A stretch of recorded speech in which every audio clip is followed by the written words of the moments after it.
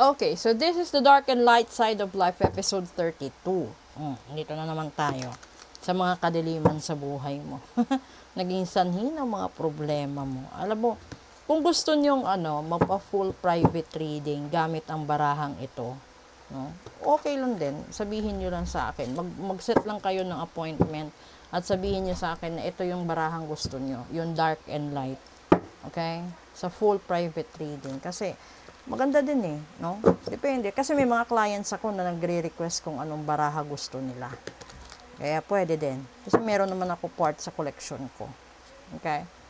So, ito naman yung light side. Kung hindi kayo nagkamali, ito sana mangyayari. Ngayon, Lunes, kuha tayo dito 3. Una, Five of Pentacles. Ito na nga sabi ko eh. Pangalawa, Diyos ko, 3 of Wands. And pangatlo, Knight of Swords. Ito na naman tayo sa mga aksyon. Okay. Diba? Una, kasi bakit ako napahay doon sa 5 of Pentacles? Kasi una, kapag may 5 of Pentacles is kahirapan sa pera. Pangalawa, maraming sakit or may diferensya sa kalusugan. At yung panghuli, may third party. Diba? Tapos dito sa 3 of Wands kasi, ibig sabihin yan, nagpaplano siya. No? Nagpaplano siya na aksyonan niya ang gusto niya. Ito yung Knight action. Ito yung tipo ng tao na hindi nag-iisip ng kung ano-ano pa man. Basta gusto niyang gawin, gagawin niya.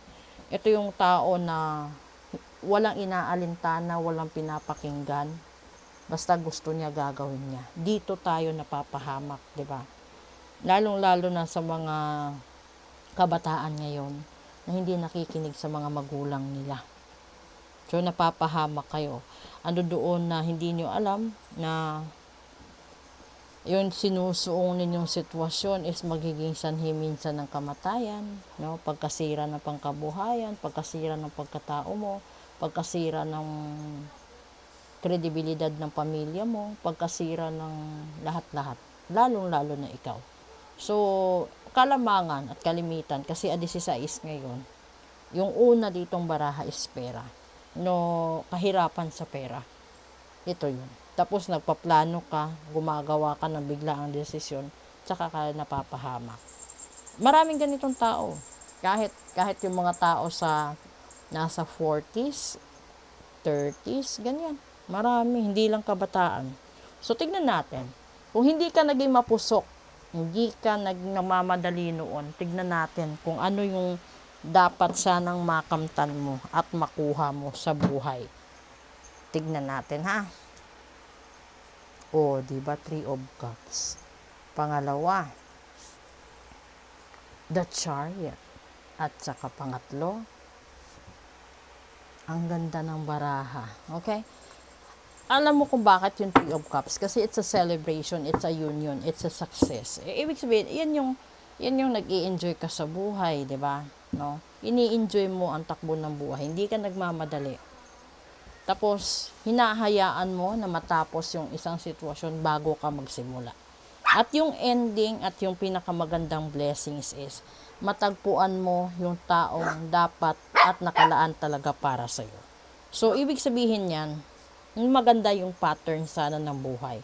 Kung hindi ka nagmadali, ito yung pinakamagandang halimbawa. Nagmamadali ka na mag-live-in kayo, makasal kayo.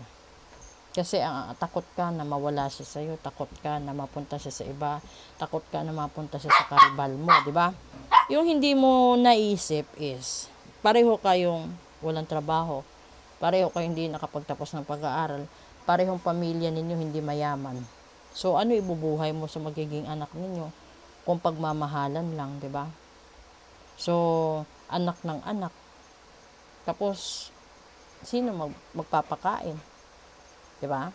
Kasi parehos din kayong walang trabaho, hindi nakapagtapos, diba? So, kabaliktaran, kung hindi ka naging matigas ang ulo, kung in-enjoy mo lang ang buhay mo bilang anak, estudyante, at hinayaan mo na magkaroon ka ng love story. Pero, huwag kang magmadali na makasal. Kasi yung pagmamadali, napapahamak ka. Kasi, iba-iba yung plano ng universe sa inyo eh. So, ibig sabihin, kaya iba-iba yung petsa ng kaarawan natin. Dahil iba-iba din yung swerte.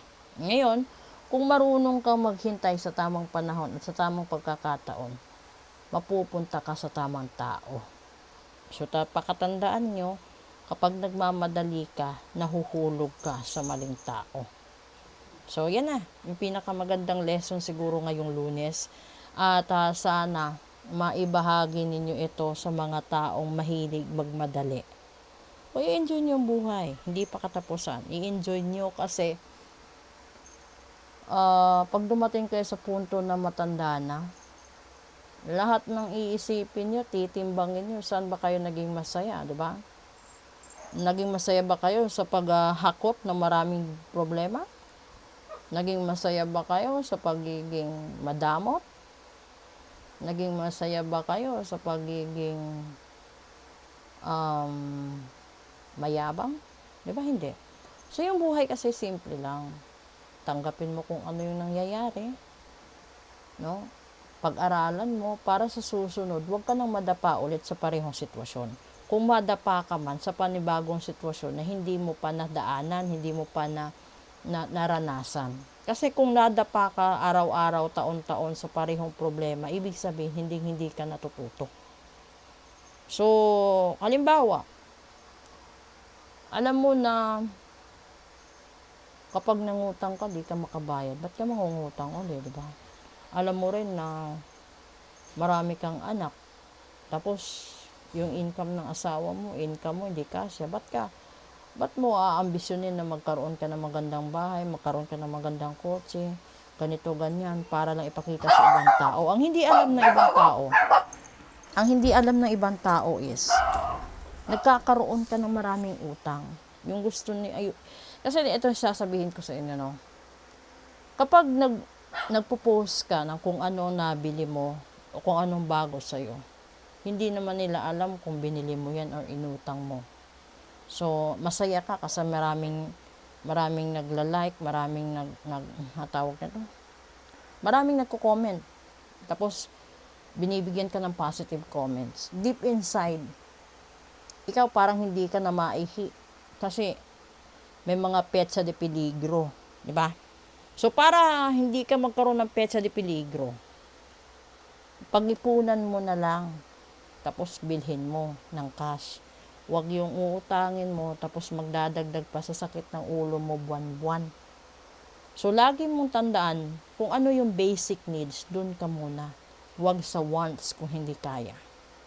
Ito yung moral lesson ng barahang ito sa araw ng Lunes, 16 ng Oktubre. Alam niyo kung bakit? Dahil kakatapos lang ng sahod at wala nang laman ang bulsa, wala nang laman ang wallet, mag-aabang naman hanggang katapusan. Saan ka kukuha? Diba?